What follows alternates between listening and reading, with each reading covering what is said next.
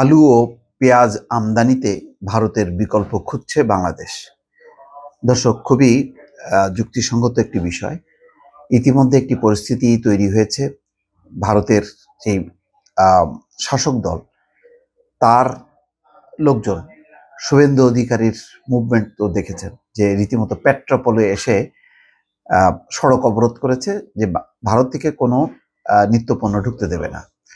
এবং তাদের হাতিয়ার হলো এই যে চাল, ডাল, আলু, পেঁয়াজ, কিছু নিত্যপণ্য আছে যেগুলি বাংলাদেশের চাহিদা মতো উৎপাদিত হয় না, তার একটা বড় অংশ বা কিছু অংশ ভারতের উপর নির্ভরশীল। দীর্ঘদিন থেকে এই নিত্যপণ্যগুলো আসে, আলু, পেঁয়াজ, তারপরে রসুন, চাল, এই সমস্ত।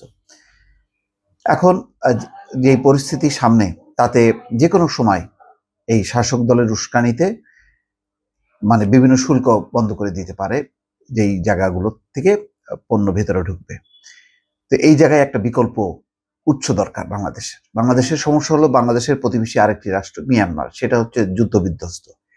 সেখানে গৃহযুদ্ধ লেগে আছে, ফলে সেই জায়গা থেকে যে কোনো লাইন আপ করবে সেটা সম্ভব না। এখন জাহাজ যোগে হয়তো চীন বা অন্য কোনো বড় কোনো দেশ খুঁজতে হবে, এছাড়া কোনো বিকল্প নেই। সুতরাং এখন বিকল্প খোঁজাটা হচ্ছে বাংলাদেশের বর্তমানে শাসকদের অত্যন্ত একটা মাথা ব্যথার কারণ।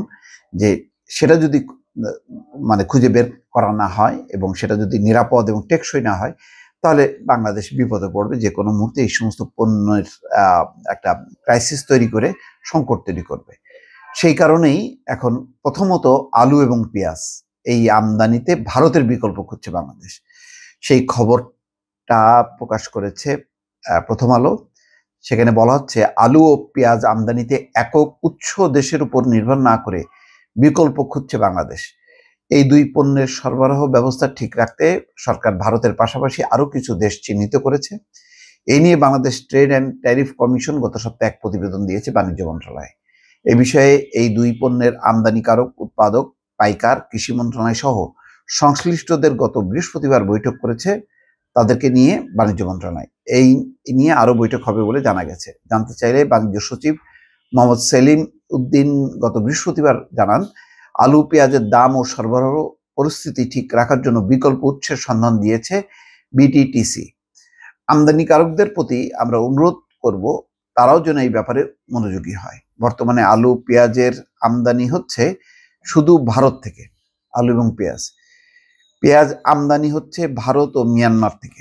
তবে পাকিস্তান, চীন ও তুরস্ক থেকেও পেঁয়াজ আমদানি হচ্ছে, যদিও পরিমাণে কম। এখন সম্ভবত এই জায়গাগুলো থেকে আরো পরিমাণটা বাড়ানো বা বিকল্প হিসেবে একটা রেডি রাখা, যাতে যদি ভারত কোনো ভাবে একটা সংকট তৈরি করার চেষ্টা করে, তাহলে এই দেশগুলো থেকে যাতে আমদানি করা যায়। বিটিটিসির প্রতিবেদনে বলা হয়, বর্তমানে আলু ও পেঁয়াজ আমদানি হয় ভারত থেকে। এই পরিস্থিতিতে আমদানির জন্য বিকল্প দেশের উপর গুরুত্ব দেওয়া হচ্ছে। এই ক্ষেত্রে বিটিটিসি আলু আমদানিতে 4টি দেশের কথা বলেছে। সেগুলো হচ্ছে জার্মানি, মিশর, চীন এবং স্পেন। পেঁয়াজের জন্য চীন, পাকিস্তান ও তুরস্কের কথা বলেছে বিটিটিসি। এই দুই পণ্যে কেন ভারতের পাশাপাশি অন্য উৎস খোঁজা হচ্ছে, তার কিছু কারণ তুলে ধরা হয়েছে প্রতিবেদনে।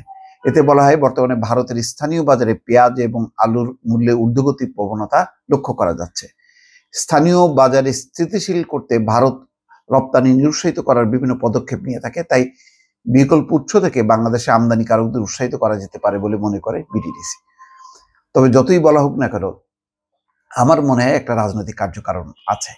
যে যদি ভারতের এখন শাসক গোষ্ঠীর যা মনোভাব, তাতে ভরসা করা যায় না। তারা যদি দেখে যে বাংলাদেশের কোনো একটা পণ্য একটু বেশ চাহিদা, তখন হয়তো তারাও আমদানি রপ্তানি বন্ধ করে আমদানিটা স্টপ করে দিয়ে একটা আরেকটা পরিস্থিতি তৈরি করতে পারে।